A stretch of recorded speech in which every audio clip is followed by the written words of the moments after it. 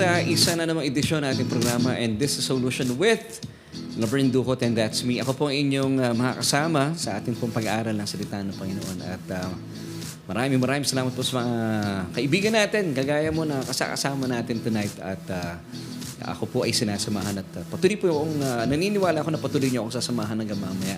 And once again, welcome po sa isa na namang edisyon ng ating pag-aaral ng salita ng Panginoon. Makalipas po nating manood o marahil ang iba po sa atin ay babad kanina sa pagdinig ng House of Representatives, ay tayo naman po ay magkarinigan ngayon para po sa ating pag-aaral ng salita ng Panginoon. Dito yan, syempre pa sa Solution with Laverne Ducot. At syempre binabati natin lahat na ating mga kababayan sa buong Pilipinas, Luzon, Visayas, and Mindanao. And of course, binabati rin po natin lahat na ating mga kababayan sa iba't ibang panig ng daigdig. Isang mapagpalang umaga, tanghali at gabi po sa ating lahat. At iba po ay nanonood sa atin even sa madaling araw. So isang mapagpalang at mabiyayang araw po mula dito sa amin, sa aming studio, sa aming church studio. Dito po namin ginaganap ating Bible study online every Tuesday night at 7:30.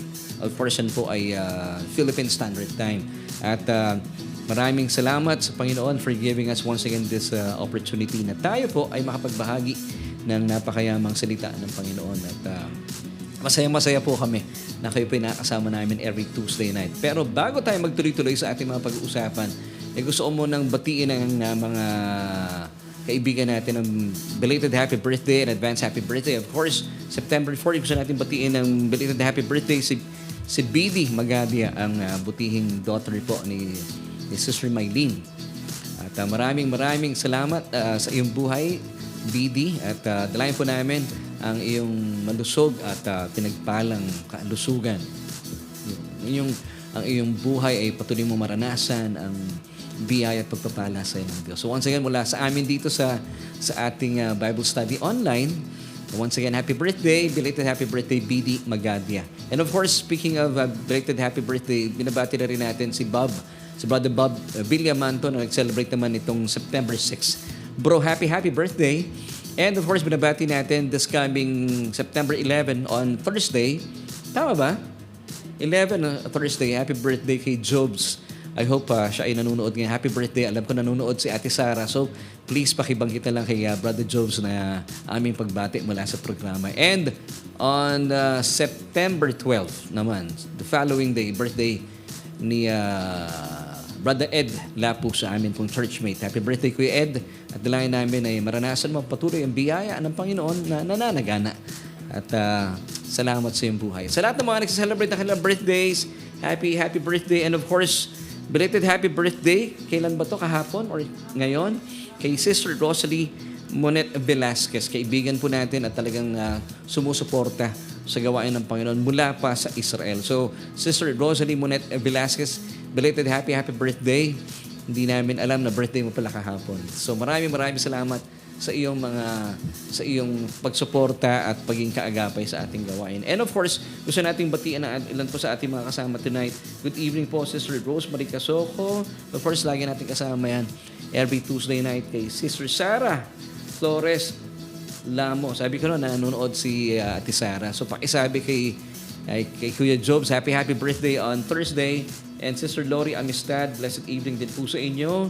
Pinabati din natin sila Ate Edna Magalong. Kasama natin ngayong gabi. Mapagpalang gabi din po sa inyo.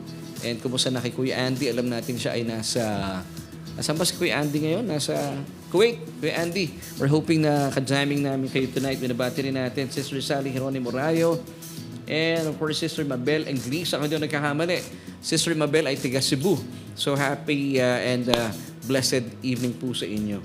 Pinabati rin natin si Brother Bear Lawrence Cuevas, makakasama natin this coming Sunday. Yan. Dali lang, ayusin ko lang yung aking buhok. Medyo magulo. Parang malakas ang hangin dito sa studio. No?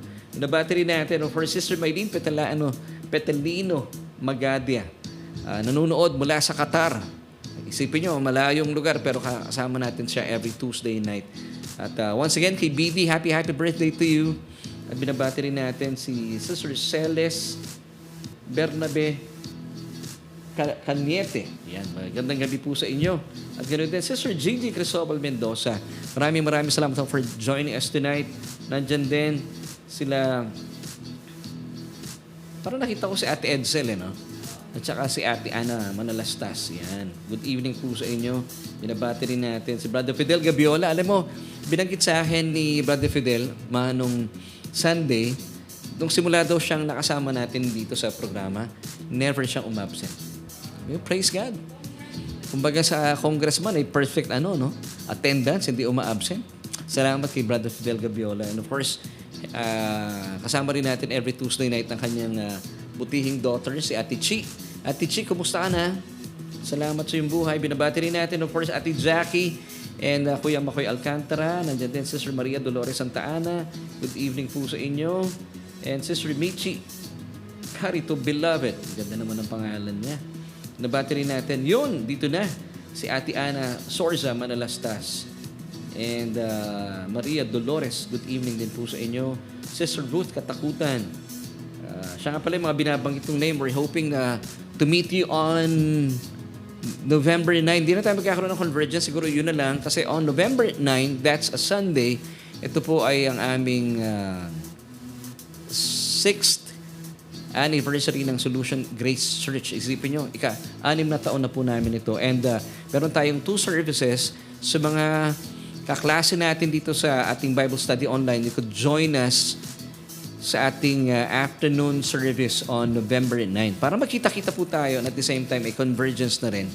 At ang atin pong service ay to be announced sa mga darating na panahon habang amin pong inaayos sa ating schedule on the said date. And of course, good evening po kay Sister Ending San Andres. Nagpupuri kami sa Panginoon. Magaling na si Nice. Salamat sa Panginoon at magaling na si Nice. Talagang ilang araw din nahirapan yung bata. 3 linggo, 3 weeks. So, salamat. Magaling na si Nice. Of course, good evening din po sa inyo. Sister Binay Francisco, sabi niya, stay. Nandito lang po ako. Hindi po ako umaalis. Salamat po sa inyo. And binabati rin natin Sister Norma Vitales, of course. Maraming salamat po for joining us tonight. Si Teacher Nelly, alam ko makakasama natin live dito mamaya. Kasama namin dito sa church. And of course, si Ate Amel, maraming salamat. Nandyan din sila, si Ate Edsel, si Nanay Carmelita Mendoza Hanoras, who's watching right now. Maraming salamat po sa inyo. Si Win Tagara Pelion, maraming salamat. Siya daw ay nanonood habang nasa biyahe. And of course, si Brother Alan, si Rohano, mabiyayang gabi bro. At see you on Sunday. Yun. Talaga kung makakawala, Aking pasensya na po kayo, Medyo mahangin talaga dito sa amin. And of course, binabati natin, Pastora Donna Cruz is watching right now. At marami pang iba. Yan. Binabati ka dito, mami, ni Sister Maylin. Hi, Sis Jo. Maranang dukot. Yan. Kumakaway po, Sister Maylin, si Mrs. Yon. So mga kapatid, ako po ay maglalambing laang bago tayo magsimula sa ating Bible study. Kung kayo po ay napapagpala at naniniwala sa ating mga tinatalakay at pinag-aaralan sa ating programa, please, paki-share po yung ating broadcast nang sa gayon ay sila din po ay mapagpala sa ating mga pag-uusapan. Of course, dito lang yan sa inyong programang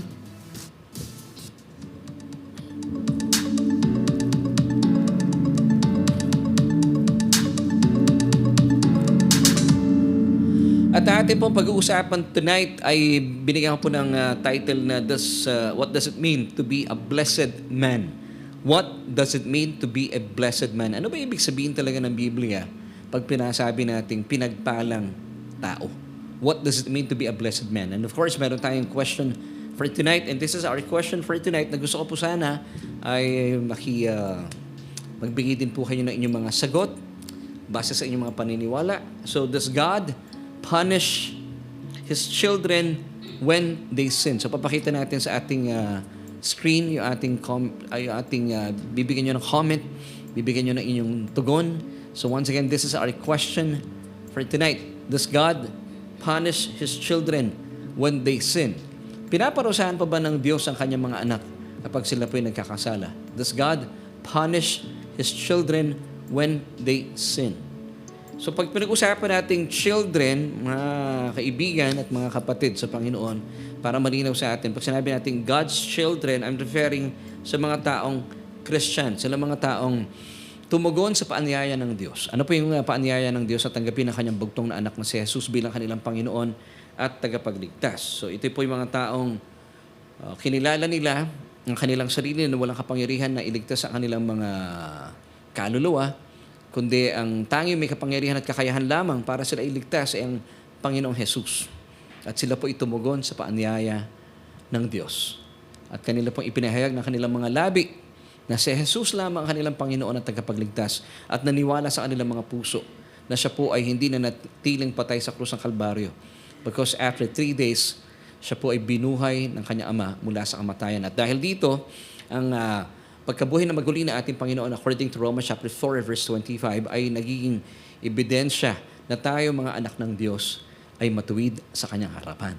So ito po yung tinutukoy nating God's children. And that's why once again, ating question for tonight, does God punish His children when they sin? Pinaparusahan pa ba ng Diyos ang kanyang mga anak kapag sila'y nagkakasala? So kung kayo po'y tumanggap sa Panginoon bilang Panginoon at tagapagligtas, kay Jesus bilang inyong hari ng inyong mga buhay, tinuturing pong kayo ay anak niya, anak ng Diyos. Amen.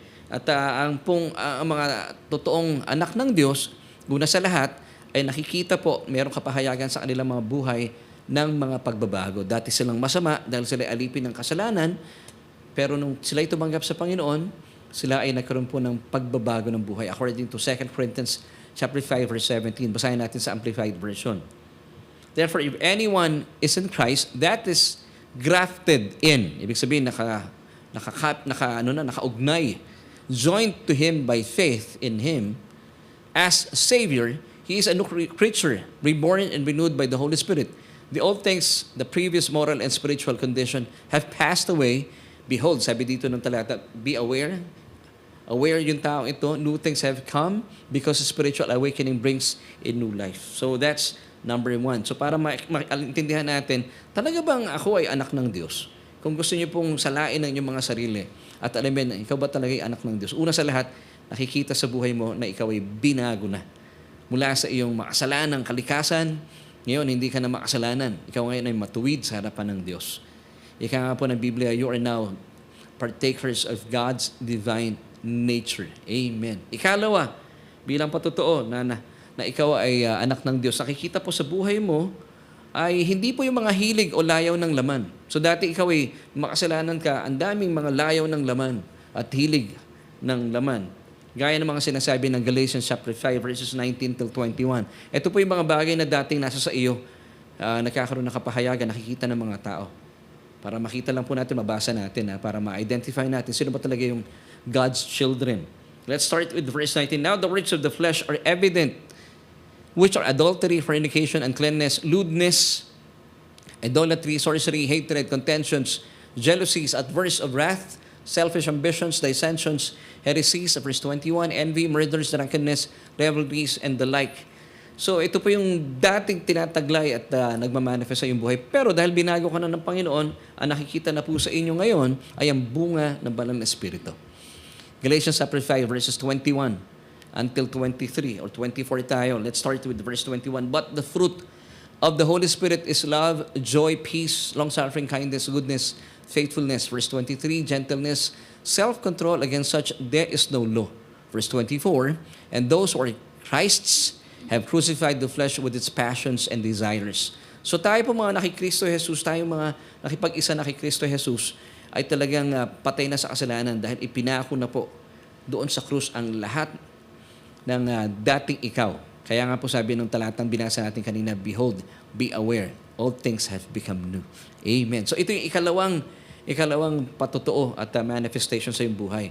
Nakikita na, namamasdan na ipapahayag na iyong pamumuhay ang bunga ng banal na Espiritu. At ikatlo, hindi na tayo nag-i-enjoy sa paggawa ng kasalanan. Kasi nga, bago ka nang nilalang Nung araw, nung wala ka pa sa Panginoon Hesukristo, ikaw ay nakay Adan. Bilang makasalanan, dahil tinataglay mo pa rin yung makasalanang kalikasan, nag-i-enjoy ka sa paggawa ng kasalanan. Pero ngayon, dahil ikaw ay nakay Kristo Jesus na, ikatlong ebidensya na kayo po'y talagang anak ng Diyos o Kristiyano, hindi ka na nag-i-enjoy sa paggawa ng kasalanan. 1 John chapter 5 verse 18 tells us, we know that whoever is born of God does not sin, but he who has been born of God keeps himself, and the wicked one does not touch him. Now take note of the word sin in this passage. It's hamartano. Pag sinabing hamartano, sinful deeds, hindi na tayo nag-i-enjoy sa paggawa ng kasalanan such as pagnanakaw, panloloko, panggaganso, pang-cheat. Yung hamartano po, it's the sinful deeds.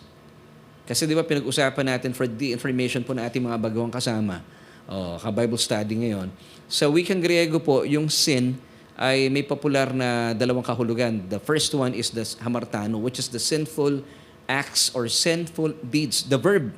Yung hamartia naman ay sinful nature. So dito po sa talatang ating binasa, 1 John 5:18, hindi na po tayo nag-enjoy sa paggawa ng kasalanan. Yung word ng kasalanan ay hamartano. Hindi na tayo nag-enjoy sa mga sinful deeds such as pagnanakaw, pag-cheat, ano pa ba, panggaganso. Hindi na. Kasi binago ka na ng Panginoon eh. Amen. Now, let's go back to our question. Does God punish His children? So bigyan na po natin ng maayos na pundasyon ang tinatawag na God's children. So kung ikaw ito, nagmamanifest sa buhay, may tatlong bagay na ating tinalakay, ikaw ay bago ng nilalang, hindi na nakikita sa iyong buhay yung mga hilig o layaw ng laman, bagkus nakikita sa iyo ang manifestation o yung kapahayagan ng bunga ng Espiritu Santo, yung ikalawa. At ikatlo, hindi ka na nag-i-enjoy sa paggawa ng kasalanan. No? 1 John 5:18. Now, let's go back to our question. Does God punish His children when they sin? Kasi totoo lang, bilang mga mananampalataya, we live in this fallen world, aminin ko po sa inyo, nagkakasala pa rin tayo. Ako po, nagkakamali pa rin, nagkakasala pa rin. Kasi nandito pa rin tayo sa mundo eh. Pero atin po mga espiritu, dahil po tayo ay tumanggap na sa Panginoon Jesucristo, nananahan na sa ating born-again spirit, ang Holy Spirit, hindi na po nagkakasala ito.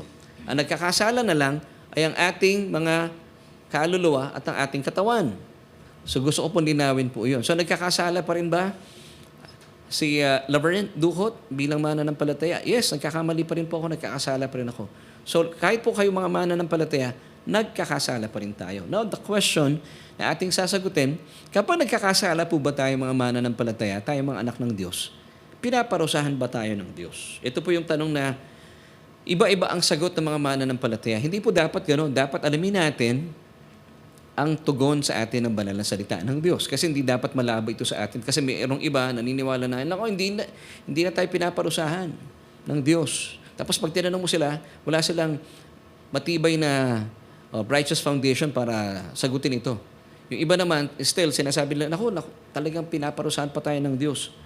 Dahil they still believe na kapag nagkakasala tayo, para bang nakaamba ang Diyos. Para bang, gigil na gigil ang Diyos. Dahil galit na galit nga daw ang Diyos sa kasalanan, which I agree. Galit po talaga ang Diyos sa kasalanan at kinamumuhian po niya ang kasalanan. Now, sinasabi ng ibang tao na kapag nagkakasala ang kanyang mga anak, talagang papaluin, na talagang paparusahan pa. Yung iba naman, may paniniwala sila na kaya hindi pinaparusahan kasi meron daw po mga organisasyon, may mga churches na nananalangin at yung panalangin daw po ng mga taong ito ay nagiging sanhi para pigilan ng Diyos ang pagbuhos ng kanyang galit at puot sa kanyang mga anak. Napakarami po mga ganitong lathalain na mababasa ko talaga. Now, hindi po malinaw na foundation ito. Dapat rooted po o uugat sa salita ng Panginoon na ating pangahawakan. Kung ano man po ang sagot ninyo, kung kayo po naniniwala na, oo naman, Laverne, pinaparusahan pa rin ng Diyos sa mga anak niya kapag sila nagkakasala. Dapat meron kayong pinangahawakan ng salita ng Panginoon. At gayon din po, yung mga tao nagsasabi na, o mga Kristiyano na nagsasabi na, hindi na Laverne, hindi na pinaparusahan ng Diyos ang kanyang mga anak kapag nagkakasala. Dapat meron tayong salita ng Panginoon na pinag-uugatan para tayo po ay hindi nag-aalangan kapag tayo po ay tinatanong na ating mga kaibigan marahil, mga kasama sa simbahan at mga kamag-anak. Now, ito pong ating alamin na ano ba ibig sabihin ng Biblia kapag tinaturing tayo mga taong pinagpala? Kaya po yung ating message for tonight ay pinamagatan natin, what does it mean to be a blessed man? So alamin natin, ano yung ibig sabihin ng Biblia kapag tinutukoy ang blessed man? Alam niyo po sa sa unang aklat ng Biblia, matatagpuan po natin ang kwento ni Joseph, of course known as the Joseph the Dreamer. Bagaman siya po ay nasa isang banyagang bansa, ibinenta po siya ng kanyang mga kapatid sa Ehipto. Wala siyang kakilala, walang kamag-anak, walang kapera-pera, walang kakilala, walang kapamilya. Pero alam niyo po ba, dahil sumasa kanya ang Panginoong Diyos, ang turing po sa kanya ng Biblia, siya po ay prosperous man. Sa ibang translation, the scripture calls him the blessed man. Basahin po natin in Genesis chapter 39, verses 1 till 3. And Joseph was brought down to Egypt, and Potiphar, an officer of Pharaoh, captain of the guard, an Egyptian, bought him of the hands of the Ishmaelites, which had brought him down thither, or thither. Verse 2, and the Lord was with Joseph, and he was a prosperous man.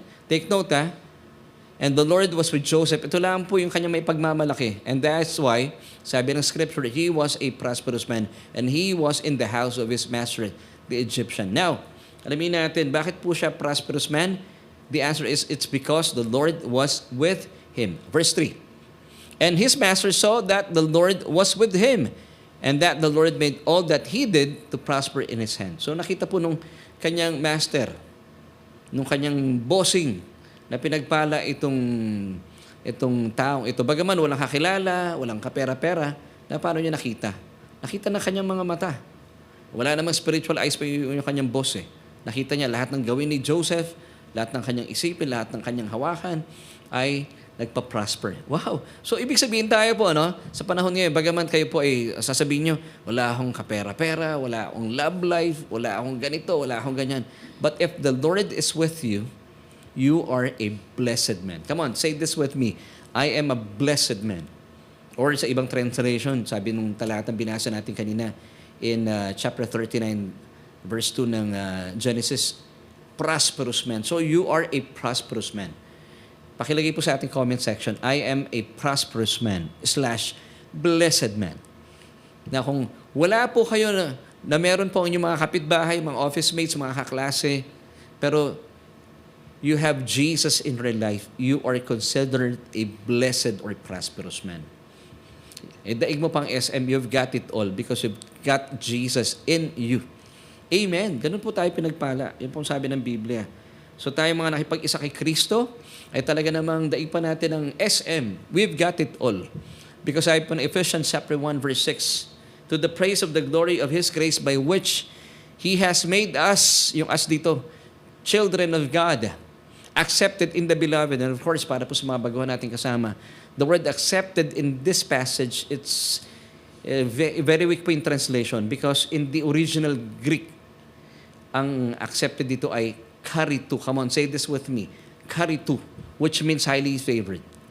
Bakit ay highly favored? Because we are in the beloved, and that beloved is Jesus Himself.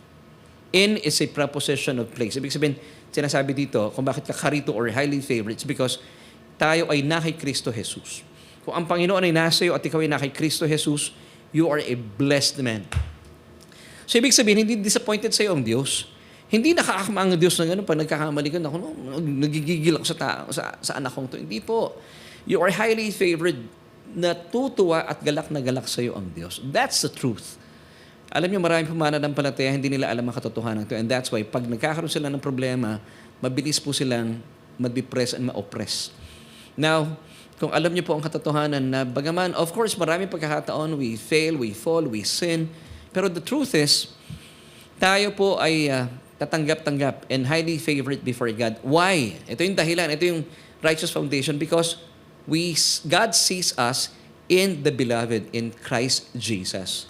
Yun ang sinasabi ko kanina, dapat meron tayong righteous foundation. At yung foundation na ito ay nakatatag sa mayamang salitaan ng Panginoon. So, bakit ka katanggap-tanggap, accepted? Actually, weak po in translation na ito. In the original Greek, it's karito, you are highly favored.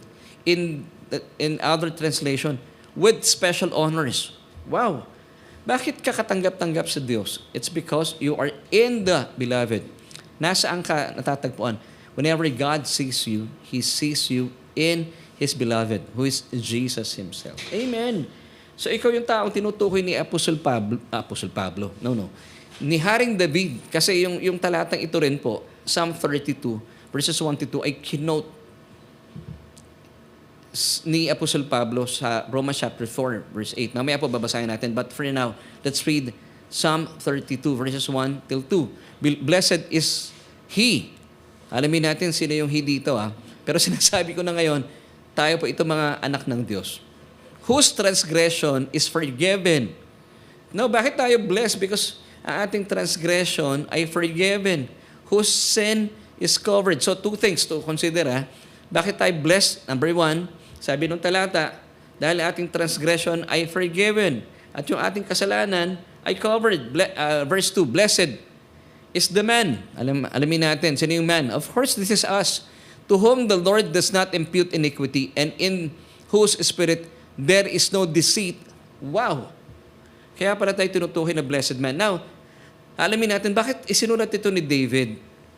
Bakit sinulat ito ni David? Now, alangapin natin yung verse na ito na sinulat din, ginamit din Apostle Pablo. As I've said kanina, it's found in Romans chapter 4, verse 8. Blessed is the man to whom the Lord shall not impute sin. And the word sin here is hamartia. That's sinful nature.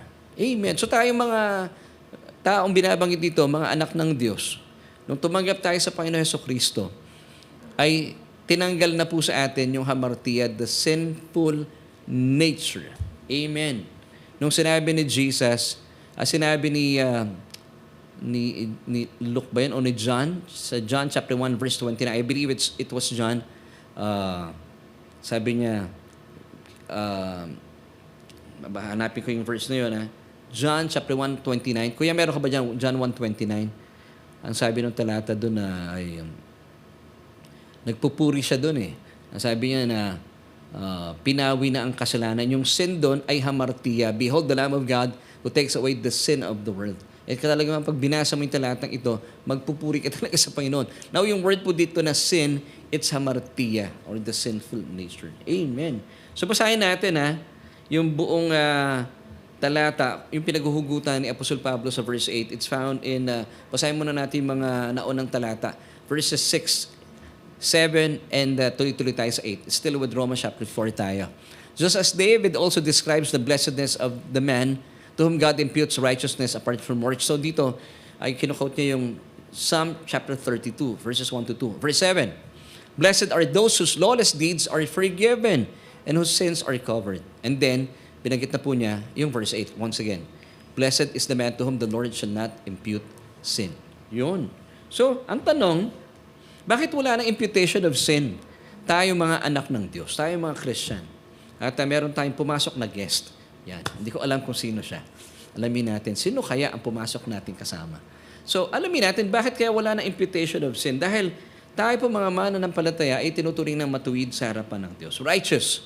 Pag sinabing matuwid, righteous. Bilang mga nakipag-isa na kay Kristo Jesus. Amen.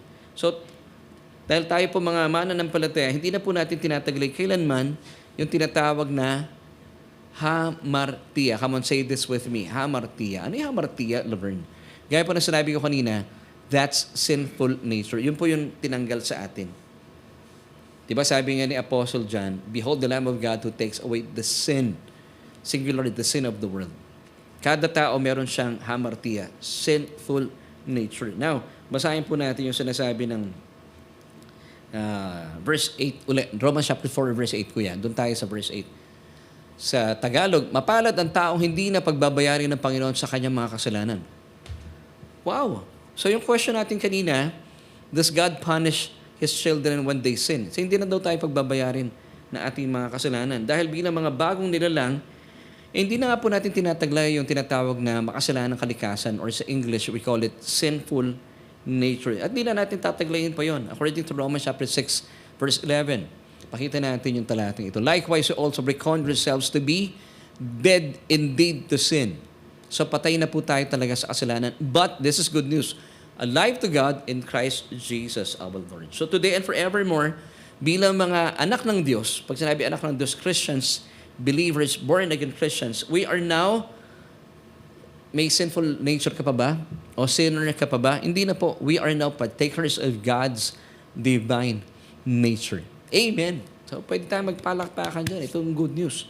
Let me give you 2 Peter chapter 1, verse 4, biglang patunay sa sinasabi ko. But which have been given to us exceedingly great and precious promises that through this, yung these po dito, plural, exceedingly great and precious promises, dahil tinataglay na po natin ito, binigay na sa atin, you may be partakers of the divine nature, having escaped the corruption that is in the world through lust. So as I've said kanina, si King David po ang sumulat ng Psalm 32 verses 1 to 2. So balikan natin yung mga talatang ito.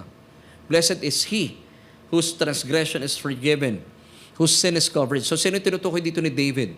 Tayo. Sabi niya, mapalad sila. Now, kabilang ba yung sarili niya? Hindi eh. Now, tuloy natin verse 2, kuya. Blessed is the man to whom the Lord shall not impute iniquity or sin, and in whose spirit there is no deceit. Now, kung bakit nasabi ito ni David, alam niyo kung bakit? Tayo yung pinoprophesy niya dito. Dahil sabi niya, hindi ako kasama dito eh. Bilang tao, nakabilang po sa ilalim ng lumang kasunduan ng kautusan or old law-keeping covenant. Sa panahon po nila noon, kapag sila po yung nagkakamali at nagkakasala, naku talaga naman, bilang nasa ilalim ng lumang kasunduan ng kautusan, they have to pay the price. They must be punished. Ganun po ang sistema sa lumang kasunduan ng kautusan.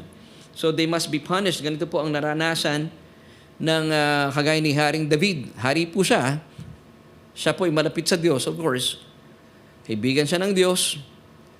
Ang ganda ng kanyang titulo, The Man After God's Own Heart. Pero, since siya po ay nasa ilalim ng lumang kasunduan ng kautusan, kapag sila po ay nagkakasala sa mga panahong yon, they have to pay the price and they have to be punished. At gaya po ng naranasan niya, isa po sa mga matindi niyang kasalanan, nung ipinapatay po niya ang asawa ni Bathsheba dahil nagkaroon po siya ng pagnanasa sa babaeng ito. Basahin natin po yung kanyang mga pinagdusahan at pinagbayarang kasalanan. Kaya po, inawit niya yung Create in me a clean heart, O God, and renew a right spirit within me. Cast me not away from thy presence, O Lord, and take not your Holy Spirit from me. Restore unto me the joy of my salvation, and renew a right spirit within me. Ito po yung song na hindi na natin kinakanta dapat ngayon. Hindi na po ito napapanahon para sa ating mananampalataya. Para kay King David po ito because he was then under the old law-keeping covenant. Once again, as I've said kanina, pag sila po nagkakasala, they have to pay the price. They have to be punished. At pinagdusahan, at talagang pinagbayaran po ni Haring David ang kanyang kasalanan nung kanyang pinapatay ang asawa ni Bathsheba. Dahil nagkaroon siya ng pagnanasa. At napunta naman sa kanya si Bathsheba. Now, let me give you these verses. 2 Samuel chapter 12, verses 13 muna tayo, and then 14. Susunod. So David said to Nathan, I have sinned against the Lord. Verse 14.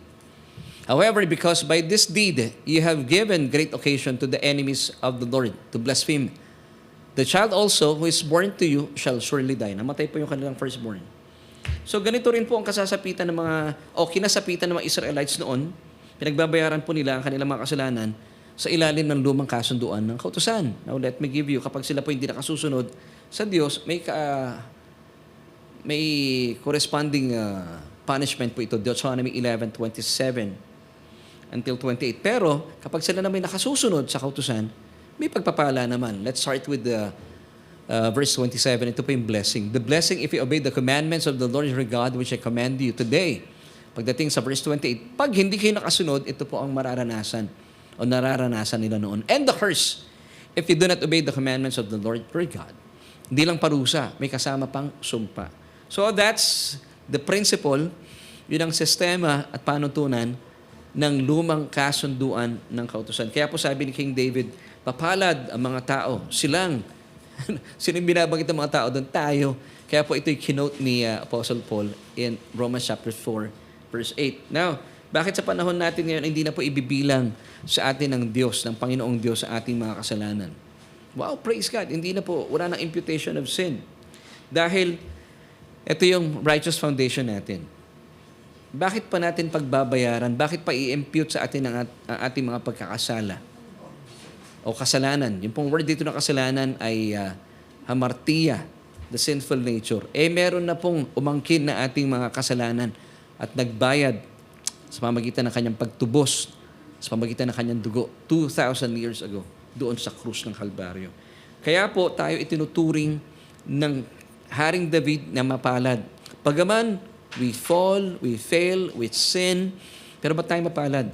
Dahil wala na pong imputation ng sin sa panahon natin ngayon bilang mga nagpapasailalim sa mayamang biyaya na ating Panginoong Diyos. Amen and amen. Kaya po itong tinatawag nating gospel, the good news. So let me answer the question, does God punish His children when they sin? Ang sagot po ay no. Wala na pong punishment. Di ba sabi in Romans 8 verse 1, there is therefore now no condemnation, no guilty verdict in Amplified Version, no punishment to those who are in Christ Jesus. Ang linaw ng talatang yon. But once again, there is therefore, Romans 8 verse 1 in Amplified Version, hindi ko nalagay sa screen yung ating verse, there is therefore no condemnation. No condemnation in Amplified po ito. No guilty verdict, no punishment. Para kanino? To those who are in Christ Jesus. Since you are now in Christ Jesus, you are God's children. So no guilty verdict, no punishment. Wala talaga eh. Because 2,000 years ago, meron na pong umangkin na ating punishment doon sa krus ng Kalbaryo. At wala nang dahilan ng Diyos para parusahan pa tayo. Of course, marami pagkakataon marahil you fail, you fall, you commit sin, pero the good news is no more imputation of sins. Kaya po sabi ng Apostol Pablo at sinabi rin ni Haring David, blessed is the man to whom the Lord shall not impute sin. Ang katotohanan, do we still sin? Yes. Yun po ang katotohanan. But the good news is no more imputation of sins. Amen. 1 John chapter 2:1. Ito pa paalala sa atin, ano? Wala na pong imputation ng sin. Wala nang punishment. Pero, may paalala sa atin si Juan dito. Iwasan natin magkasala. Alam niyo kung bakit ayaw po ng Diyos na nagkakasala tayo? Pag sinabing kasalanan dito, hamartano, it's the sinful deeds or the sinful acts. Huwag na tayong gagawa pa ng kasalanan kasi may consequences po ito. Walang punishment. Yes, of course. Sabi ng ating mga pinag-uusapan. Pero in every decision or action you make, meron pong corresponding consequence yan. Hindi natin maaalis yun. Kapag hinawakan niyo po ang aso sa kanyang buntot, pag kinagat kayo ng aso, hindi po punishment ng Diyos yun. Consequence yun. Hinawakan mo ang buntot ng aso. Kahit naman gawin sa'yo ng aso yun, mangangagat ka rin siguro. So, ibig sabihin, hindi po parusa ng Diyos kapag hinawakan mo sa buntot ang aso, kinagat ka niya, hindi ka pinaparusahan ng Diyos. Consequence yun eh. Dapat naman talaga hindi natin ginagawa yun, nasasaktan sila. Amen? So, nagkakaunawaan po tayo, di po ba? Now, 1 John chapter 2 verse 1. My children, sabi ni Apostle Juan dito, these things I write to you so that you may not sin. And if anyone sins, we have an advocate with the Father, Jesus Christ the righteous. Amen. So, ulitin ko mga kapatid whenever we sin, we fall, we fail, in every action and decisions that we make, meron pong corresponding consequences. So may pa rin. Wala nang punishment ng Diyos, pero may consequences tayong mararanasan. Yun po, nililinaw ko. Kasi yung iba, sinasabi nila, mali-mali ang tinuturo ng Neil Laverne. Sinasabi ng iba. May consequence pa rin po. Amen and amen. Now, ito po ay isang magandang paalala sa atin. Let me give you once again. Mabuting balita, sabi ni Juan in chapter 1 verse 29. Kaya nga po sabi dito na Juan talagang pinagpaalad din tayo Let me give you John chapter 1 verse 29. Behold the Lamb of God. Sabi niya, who takes away the sin of the world. Yung pong word dito na sin, in singular form, it's hamartia, sinful nature. So ibig sabihin, bilang mga anak ng Diyos, wala na tayong sinful nature at hindi na po i-impute ito sa atin. Kapag tinanggal na ito ng Diyos, wala na sa atin. Hindi na pwedeng ibalik ng Diyos yun. Ano yun? Tinanggal, tapos ibabalik uli.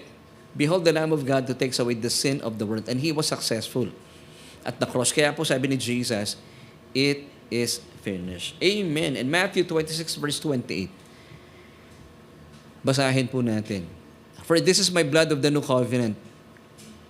Now, bakit po binanggit ng Panginoon dito yung kanyang blood? Because upon the shedding of His blood on the cross, the new covenant was established. Amen. Now, ano pong dahilan? Bakit po kailangan pong tumigis ang dugo ng ating Panginoon sa krus ng Kalbaryo? Which is shed for many, for what? For what reason? For the remission of sins. Amen. So kaya po nabubo ang dugo ng ating Panginoon sa krus ng Kalbaryo ay dahil pinawi na, niremit na ang ating kasalanan doon sa krus ng Kalbaryo. Amen. Yung ating hamartiya. Amen. So, bakit tayo considered blessed? Bakit considered tayong blessed man? It's because even though we fail, we fall, we sin. Yes, ako po bilang mananampalataya, kayo po bilang anak ng Diyos, we still sin. Ulitin ko to nagkakasala pa rin po tayo, but the good news is, wala na pong imputation ng sin. Hindi na pwedeng i-impute sa atin yung sin na tinanggal na ng Panginoong Hesukristo sa krus. Amen? Now, bakit tayo blessed? Sabi ni Apostol Pablo at saka sabi ni Haring David, kasi kahit nagkakamali tayo, wala nang imputation ng sin. Kaya sabi ng Romans 4 verse 8, blessed is the man, referring to us. Blessed is the man to whom the Lord shall not impute sin. So, ibig sabihin, we still sin. Pero kapag nagkakamali tayo, hindi na hindi na natin pagbabayaran ng kasalanan ito. Pero may consequence po yung kasalanan na yon, Inuulit ko. Kaya po ayaw ng Diyos na nagkakasala tayo. Ayaw niya pong napapahamak tayo. Kasi pag nagkakasala po tayo, yung consequence na yan, nagdudulot sa atin ng kalungkutan. Ayaw po ng Diyos na nalulungkot ka. Ako, yung mga anak ko, ayaw ko malungkot sila. Gusto ko lagi silang masaya. Kaya sinasabi ko sa nila, kapag alam niyong masama, huwag niyo nang gawin. Huwag na kayo makipaglaro pa sa kasalanan. At gaya na sinabi ko kanina, ang isang tunay na anak ng Diyos, hindi na po nag-i-enjoy sa paggawa ng kasalanan. Hindi na niya nature yun. Ang nature niya, meron na siyang bagong nature at kalikasan. Masaya siya, hindi sa paggawa ng kasalanan, kundi sa paggawa ng kabutihan. Amen. Ito yung nature natin, Ephesians chapter 2, verse 10. Amen. So, today, under the new covenant of free grace, I believe that even though tayo po nagkakasala, the truth is, nagkakasala pa rin po tayo, pero tayo po'y mapalad. Kasi hindi na po ibibilang pa sa atin ng Panginoong Diyos ang ating mga kasalanan. Let's go back to our key verse for tonight, Romans chapter 4, verse 8. Blessed is the man to whom the Lord shall not impute sin. Amen. Di ba? Dapat ang kasalanan sa old law-keeping covenant, pinagbabayaran Pero bakit sa atin po hindi na natin pagbabayaran? Kasi po, 2,000 years ago, meron na nagbayad para sa ating mga kasalanan. Amen and amen. That's why Jesus said, it is finished. In John 19, verse 30, it is finished. Tinapos na pong lahat. Now, let me give you itong ating isa pang verse. Romans chapter 8, verse 3. For what the law could not do, in that it was weak through the flesh, God did by sending His own Son in the likeness of sinful flesh on account of sin. He condemned sin in the flesh. Wow! Kaya wala na po tayong pagbabayaran pa ng kasalanan. God will never punish His children whenever they sin or fall or fail. Amen. Grabe, Kaya po talagang importante po alam natin itong ating mga pinag-usapan. So let's go back to our question as we end. Does God punish His children when they sin? So ito yung question natin, pinaparusahan pa ba ng Diyos ang kanyang mga anak kapag sila ay nagkakasala? Ito po yung answer natin. No. But for every action and decisions we make, there is always a corresponding consequences. Nililinaw ko po yan Kapag meron kayong ginawang maling pagdedesisyon, meron kayong ginawang mali, may consequences po yan. Yung consequences po na yan, hindi po parusa ng Diyos yan. Kasi anak ka na ng Diyos Wala na siyang dahilan para parusahan ka. Kasi po lahat po ng kaparusahan ay inangkin na po at ibinunto na po ng Diyos sa kanyang bugtong na anak doon po sa krus ng Kalbaryo, 2,000 taon na ang nakakalipas. At ang atin pong solution, bigay ko muna po itong bilang patunay na may mga consequences kapag tayo po ay pinipili natin yung mga maling pagpapasya. Deuteronomy 30, verse 19. I call heaven and earth as witnesses today against you, that I have set before you life and death, blessing and cursing. Therefore, choose life that both you and your descendants may live. So pag pinili niyo po ang hindi mabuti, may consequence po talaga yan. Mararanasan natin sa buhay. And Proverbs chapter 10, verse 27 tells us, if you respect the Lord, you will live longer. Pag na-respect po natin ang salita ng Panginoon, hahaba ang buhay natin. But if you keep doing wrong, your life will be cut short. That's simple.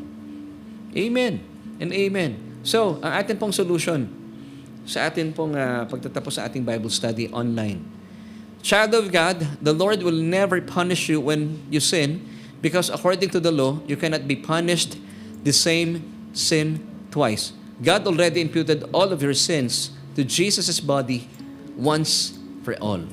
Amen. So balikan natin yung ating key verse for tonight. Romans chapter 4, verse 8 tells us, "Blessed is the man to whom the Lord shall not impute sin." So that's why napakaganda po ng Ebanghelyo at ako naniniwala ko bilang tunay na anak ng Diyos, hindi ka magwawalwal sa kasalanan, hindi mo sasabihin, "Hey, gagawa ko ng kasalanan dahil wala nang imputation." Hindi po ganyan ang isipan ng tunay na anak ng Diyos. Because ang tunay na anak ng Diyos, itong sasabihin niya, ay purihin ka, Panginoon. Dahil bagaman ako'y nagkakamali, ay wala na akong pagbabayaran sa aking mga kasalanan, hindi mo na ako paparusahan. Pero bilang anak mo, kagalakan kong tupdin ang kalooban mo. Yun ang tunay na anak ng Diyos. At naisin natin na nagbibigay tayo ng luwalhati sa ngalan ng ating Panginoong Diyos. Kasi po pag tayo po'y nagkakasala, nababahiran po ang pangalan ng ating Panginoong Diyos. Ayaw natin yun. Napapahiya po siya. At maraming tao tuloy ang kukutya sa Kanya. So hindi po natin gagawin yun, di po ba? Bagaman tayo po'y nagkakamali, nagkakasala, pero ang puso natin ay sa paggawa pa rin ng mabuti dahil yun na ang iyong bagong kalikasan. Amen and amen.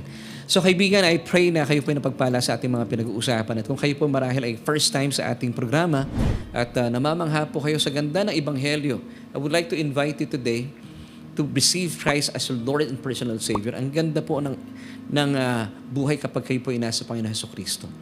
At meron pong paanyaya sa inyo ang Diyos in Romans chapter 10 verse 9, kung ipapahayag ng iyong mga labi si Jesus bilang iyong Panginoon at tagapagligtas at kikilalanin sa inyong mga puso at tatanggapin na siya po ay hindi na natiling patay bagkus ay nabuhay na maguli mula sa kamatayan, ikaw ay maliligtas.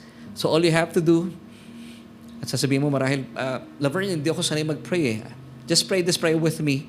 Kayo po ay aking gagabayan, buksan po ninyo ang inyong mga bibig, at the same time, buksan po ang inyong mga puso at paniwalaan po na siya po ang ating Panginoon Jesus ay tanggapin bilang iyong Panginoon at tagapagligtas at siya po ay nabuhay na maguli mula sa kamatayan. At kayo po, mararanasan nyo ang kaligtasan na hatid sa inyo ng Diyos. Pwede po ba yun? So let's pray. Sabihin niyo po ito mula sa inyong mga puso. O Diyos, kinikilala ko na ako'y walang lakas, walang kakayahan, walang kapangyarihan para iligtas sa aking buhay. Kaya naman, Jesus, kinikilala kita at tinatanggap kita bilang aking Panginoon at tagapagligtas. Dahil naniniwala po ako na sa iyong kamatayan sa krus ng Kalbaryo ay winakasan na ang kasalanan ko. Salamat, Ama, dahil binuhay mo siya makalipas sa 3 araw. At salamat din po na ako'y kinikilala mo na bilang iyong anak at anumang mga kasalanan ay hindi mo na ibibilang pa sa akin. Dahil lahat ng aking kasalanan ay ibinilang mo na at ibinuntun mo na sa iyong anak na si Jesus doon sa krus ng Kalbaryo. 2,000 taon na nakakalipas. Salamat po dahil ako'y anak mo na at nakasulat na ang aking pangalan sa aklat ng buhay. Amen at amen. Kaibigan, kung kayo po ay sumabay sa panalangin ito, welcome to the family of God. At napakasarap po na ating journey kung inyo pong sisimulan at sasamahan po kami sa ating pag-aaral every Tuesday night. And of course, you may join us every Sunday at 10 in the morning sa atin pong online worship celebration. Pero kung kayo po'y malapit dito sa Las Piñas, you may join us every Sunday morning at tayo po ay sama-samang sumamba sa Panginoon. And I would like to pray for you, kaibigan. At kung kayo po ay talaga nagpupuri sa Diyos at nakita nyo napakaganda po ng buhay sa Panginoon, I would like to pray for you. At angkinin po ninyo mga katotohanan ating pinag-usapan. Ama, nagpapasalamat po kami sa kapatid na ito na kasama namin nag-aaral sa oras na ito. Salamat, Panginoon, sa isang napakagandang pagkakataon na kung saan ay tinuturuan mo kami at pinagyayaman aming mga kaluluwa mula po sa mga katuruan na dapat namin pinahawakan mula mismo sa iyong salita. Salamat, O Diyos, dahil hindi mo na ibibilang pa sa amin ang mga kasalanan na amin pong nagagawa dahil kami po ay nandito pa rin sa bagsak na kalagayan ng mundong ito. Pero sa kabila po ng aming mga pagkakamali, mga pagkakasala, Panginoon, bilang iyong mga anak, dahil wala na po sa aming kalikasan ang magmahal sa kasalanan. Salamat, O Diyos, dahil kami po'y bumabangon at itinatayo namin ang iyong pangalan at ang aming mga buhay na nagbibigay ng kaluwalhatian at hindi po kahihiyan sa iyong pangalan. Salamat sa iyo, O Diyos, sa mga katotohanan ito. At tulungan niyo po kami sa iyong biyaya na kami po ay mamuhay at mabuhay sa araw-araw na magbibigay ng papuri at kaluwalhatian sa iyong dakilang pangalan. Lord, this we pray and we thank you, Lord. Holy Spirit, we also thank you for guiding us and leading us sa aming mga pinag-usapan. Purihin ka, O Diyos. In Jesus' name we pray. Amen and amen.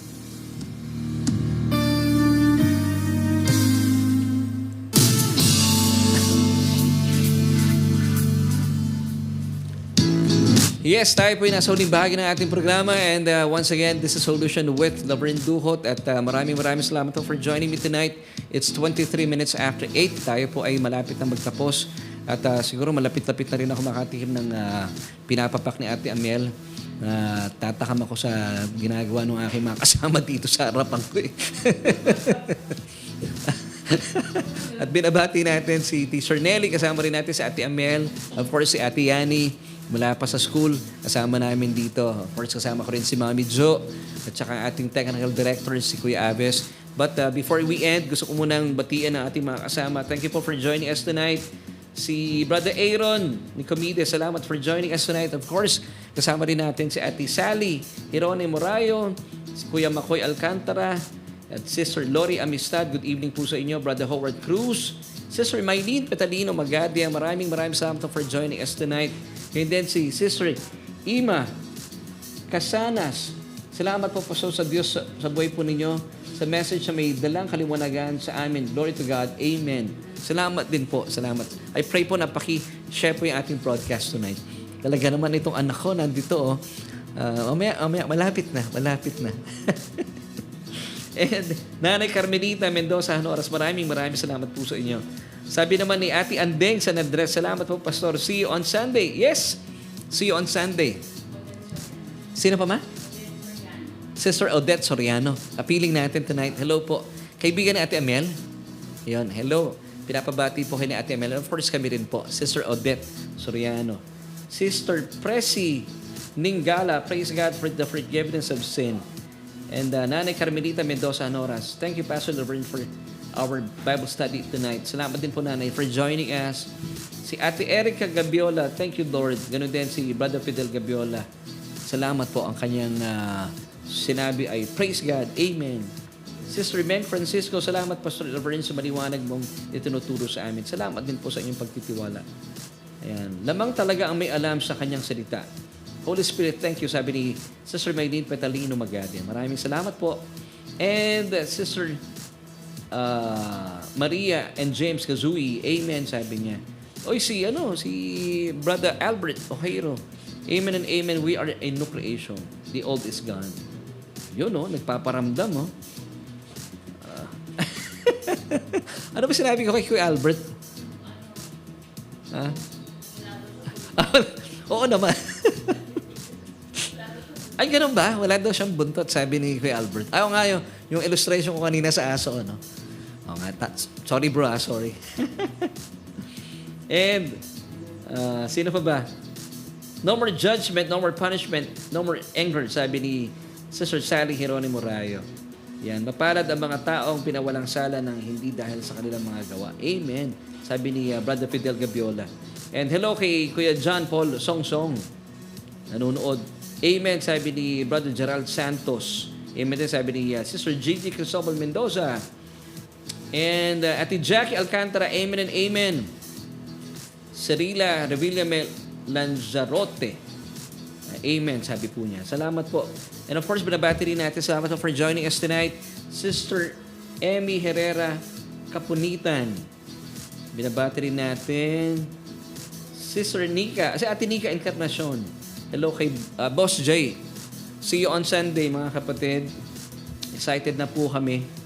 And happy birthday uli. Sino? Ay, kay Sister Rosalind Monet Velasquez. Nanonood siya ngayon. Happy birthday, sis. At binabati natin once again si Brother Jobs, who's celebrating his birthday on Thursday. Si Brother Bob, belated happy birthday. Si Sister BD, belated happy birthday, September 4. And of course, on Friday, happy birthday kay Kuya Ed Lapus. Happy birthday sa inyo, mga kapatid. At dalayan ko po na kayo po ay patuloy na napapagpala sa ating mga pinag-uusapan. Sister Becky Amber Nidea, amen and amen. Please mga kapatid Paki-share po yung ating broadcast because napaka-importante po nito ating pinag-uusapan kasi marami pong hindi nakakaalam. Akala ng maraming Kristiyano, still the Lord will punish them kapag sila po ibumabagsak, nagkakasala. Pag sinabi natin Kristiyano, pinaliwanag ko na yun, ha? Amen. Wala na po nakaambang punishment sa atin ng Diyos. Let me leave you with this verse po. Ano? Romans 8 verse 1. There is therefore now no condemnation. Yung pong no condemnation in Amplified, sabi doon ay no guilty verdict, no punishment to those who are in Christ Jesus. So, kung kayo po ay anak ng Diyos, born again Christian, this verse is for you. Amen and amen. At sa ngalan po na aking mga kaibigan naririto, na aking buong family, ay nais namin iwan sa inyo ang 3 John chapter 1 verse 2. Beloved, that's you. I wish above all things that you may prosper and be in health, even as your soul prospers. Bye.